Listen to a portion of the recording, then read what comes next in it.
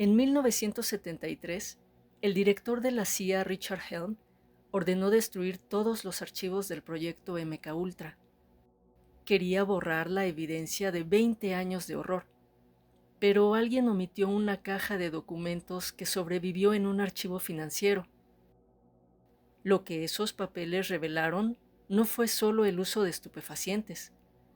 Revelaron que el gobierno de los Estados Unidos había encontrado una práctica ancestral para romper el alma y reconstruirla a su antojo. Hoy vamos a hablar de 3 personas que formaron parte de los experimentos más extremos de la Operación Bluebird y Artichoke. Personas cuyas mentes fueron abiertas como si fueran fruta madura para ver qué había dentro. Y lo más aterrador, lo que aprendieron en esos laboratorios secretos es exactamente lo que están aplicando hoy a través de las pantallas de tus aparatos. Sarah era una bibliotecaria en Kentucky en 1957, una mujer meticulosa y con una memoria fotográfica envidiable. Ella fue seleccionada e ingresada a una clínica privada por el Dr. Sidney Gottlieb, el hechicero negro de la CIA, bajo la promesa de curar una profunda tristeza. Y aunque no mostraba como tal una desgana ni el ánimo bajo, fue diagnosticada enferma. Durante meses, Sarah fue sometida a sesiones de conducción psíquica. La obligaban a escuchar una cinta grabada 20 horas al día, mientras el sonido de la cinta era la voz monótona del Dr. Gottlieb. Dicho ruido la inducía a sueños, en donde ella siempre estaba en una biblioteca infinita, donde los libros no tenían letras, y su tarea era arrancar las páginas y comerlas. Sarah empezó a perder la capacidad de reconocer su propio rostro. Se lastimaba las yemas de los dedos diciendo que sus huellas dactilares no eran suyas.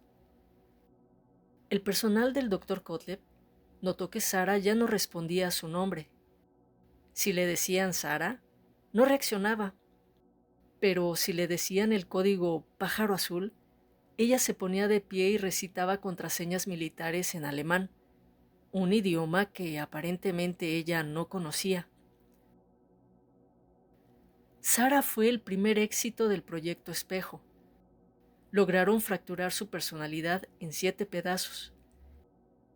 El sueño repetitivo de esa biblioteca infinita era la forma en que su mente reordenaba los escombros de su identidad, para que los agentes pudieran usarla como una mensajera humana que no sabía que llevaba un mensaje. Otro de sus experimentos lo tenían en Virginia, en donde un guardia de seguridad llamado Miller custodiaba un centro de interrogatorio secreto. Él tenía una tarea muy específica, que era la de observar a los sujetos a través de espejos unidireccionales. Miller era un soldado condecorado de la Guerra de Corea, pero nada lo había preparado para la frecuencia de la sumisión. Tras meses de trabajar en el proyecto, Miller empezó a tener el mismo sueño que los prisioneros. Estaba atado a una silla en una habitación oscura mientras un líquido metálico caía sobre su frente. El goteo no se detenía nunca. Miller empezó a notar que sus propios pensamientos se sincronizaban con los de los pacientes. Si un paciente gritaba de dolor a las 3 de la mañana, Miller se despertaba a la misma hora con la misma sensación de quemazón en el cuerpo. La CIA descubrió por accidente que el control mental es contagioso. No necesitaban inducir a Miller bajo ningún tipo de sustancia. El simple hecho de estar en presencia de mentes fracturadas hizo que su propia conciencia se astillara para intentar encajar con el caos. Finalmente, Miller terminó internado en el mismo pabellón que custodiaba. Su última frase antes de que le practicaran una lobotomía fue: "El goteo no es agua, son ellos entrando por el techo de mi cráneo". Por otro lado, el Dr. Sullivan era un antiguo científico nazi traído a Estados Unidos, bajo la operación Paperclip. Él no creía en los estupefacientes, creía en el aislamiento sensorial. Diseñó tanques de agua donde los sujetos flotaban en oscuridad total durante semanas. Su objetivo: encontrar la frecuencia cero, el punto donde el ser humano deja de ser humano y se convierte en una herramienta.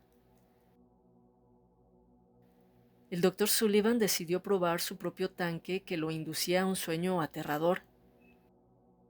No había nada, solo un color blanco cegador y el sonido de su propio corazón latiendo como un tambor de guerra. Pero cada vez que el sueño se repetía, el latido era más lento. Comenzó a escribir en sus informes que en el silencio total alguien le hablaba. No eran voces modernas, eran susurros en un lenguaje muy antiguo. Poco a poco el Dr. Sullivan empezó a perder la necesidad de comer o dormir. Su cuerpo parecía alimentarse de la propia tensión del ambiente. No estaba controlando mentes, estaba abriendo una puerta. Descubrió que el proyecto MK Ultra era solo una fachada para un experimento mucho más viejo. Al romper la mente de una persona, no creas un esclavo, creas un receptor para entidades que han estado esperando en el vacío desde hace milenios. ¿Crees que el proyecto MK Ultra terminó en los 70s porque el Congreso hizo unas cuantas preguntas? No seas ingenuo. Lo que hicieron fue perfeccionarlo. Ya no necesitan secuestrarte y llevarte a algún lugar especial, ni meterte en tanques de aislamiento. Hoy, el tanque de aislamiento es tu habitación a oscuras. La cinta de conducción psíquica es el algoritmo de las redes sociales. Están creando millones de sujetos que, ante una palabra clave o un evento mediático, reaccionarán exactamente como ellos quieren, sin saber por qué. Esta noche pon atención.